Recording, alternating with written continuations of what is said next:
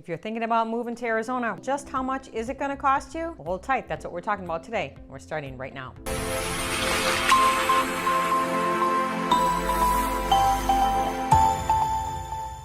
Welcome back. I am Michelle Miller and with Berkshire Hathaway Home Services, Arizona Properties, and Michelle Miller Realty.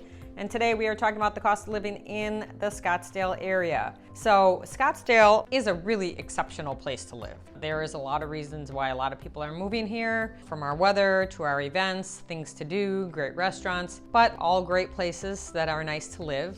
It's also becoming more and more expensive. And with all the people migrating here, I've been here now 12 years and I have seen the cost of things go up substantially, especially housing. Got a bunch of notes, bunch of numbers, so hold tight if this is something that you're really considering. Let's talk about fuel costs. So a tank of gas right now is running, everything's high here right now. This COVID and our supply chain and all that mess, gas is 20 roughly a gallon. Now in the winter months here, there's an extra tax on our gas because we have to burn cleaner because of the mountains. It's an EPA regulation and we are required to add an additive to our gas, which bumps our cost in the winter months. So a little fuel on the fire because it's already high anyways, nationwide, but it's high here. It's really high here. Rent. So rental costs have really gone up too in the last few years. I've really seen that. Right now, the national average in Scottsdale is $1.94 a square foot. If you're thinking about maybe doing a 2-bedroom, 2-bath place, you can expect that rent is gonna probably start around $1,800.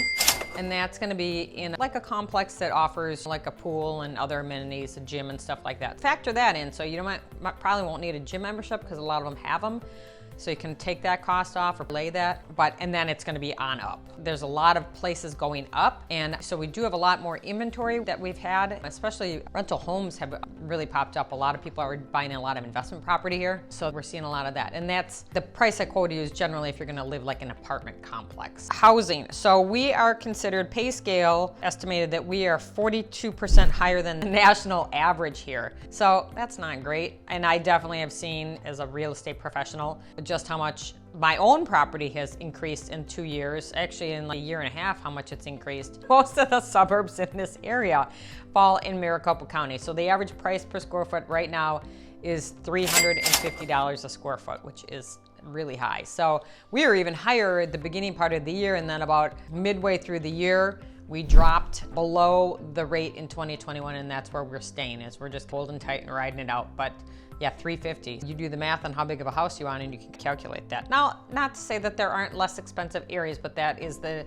average in Maricopa County. It all just depends on what you want in your community, where you want to live, how big of a house you need, etc. And we have definitely fallen. We were in that high roller coaster ride. We are definitely in a buyer's market now. It's actually a good market if you are a buyer because you have a lot more room to negotiate now than you did at the beginning half of the year when there was multiple offers on every property. People were paying over asking. It's a good time to be a buyer. This is the first time we've really fallen into a buyer's market since 2015. So it's a good time to be a buyer. All right, taxes. This is a bright spot here for us. Our property taxes, so I moved here from Illinois and I bought a home that was similar in size, and my property taxes when I moved here were a quarter of what I was paying in Illinois. Now, Illinois is, I think, the second highest behind New Jersey for property taxes, so we are ranked as the 13th cheapest place for property taxes. Now, it is estimated, I was just reading an article on Home Advisors that they are predicting that we are going to see an increase in our property taxes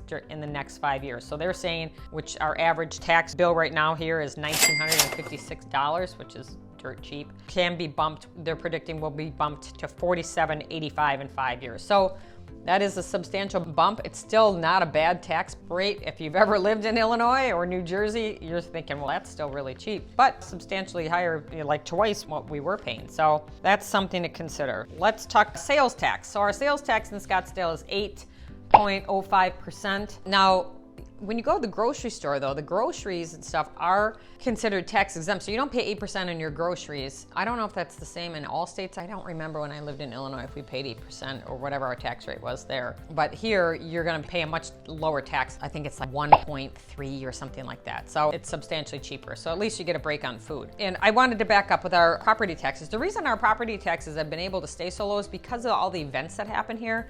We have the Fiesta Bowl and the Barrett Jackson car auction, spring training, the Phoenix Open. So all of that bed tax that we collect year after year is what has allowed us to keep our property taxes so low. So I'm really not sure why we still have a ton of events, why this home advisor is predicting that we're going to have this large bump in property taxes. Maybe it's because of all the additional infrastructure that we're gonna have to build because there's so many people that have been migrating here. I'm not sure where the offset's coming for that. So you live here, you wanna go out and do some stuff. How much is that gonna cost you? So if you're in the dating world, going out on a date is gonna run you a few bucks. It is not inexpensive to go out to dinner here. I will say that. We went out for brunch the other day, 3 of us, and with tip. I usually tip pretty well. I think it was like 150 bucks for brunch for 3 people. Now we had cocktails, of course.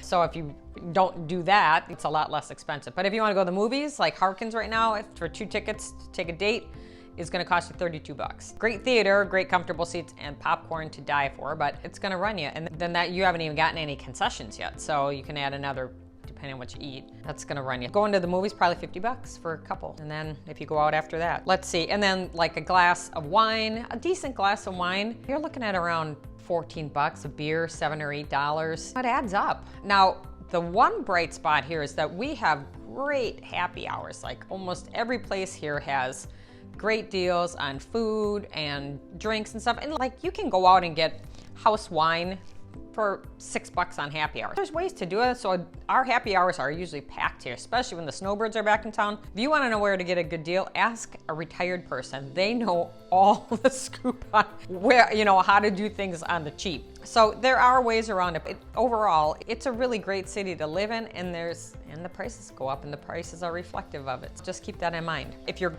thinking about a couple different places, Scottsdale is considered about 14% higher than the national average. So if you're contemplating a couple different cities, it's probably good to check out these costs and see where we rank. But overall, the quality of life, it's a beautiful city. Our roads are in great condition. The people are nice. And of course, then there's the weather, minus the summer. That's not that great, but overall, it's great. So if you have questions, I'm happy to answer whatever questions you have about living in Scottsdale, particular costs you have. If there's regions that are less expensive. So if money is tighter, it's a major concern. Or if you're like contemplating a job and you're wondering, is it worth, I'll get a bump in pay, but is it gonna be offset by the cost of living? Happy to try and work through that with you. So anyways, my contact information is below, so please feel free to reach out or check us out at michellemillerrealty.com.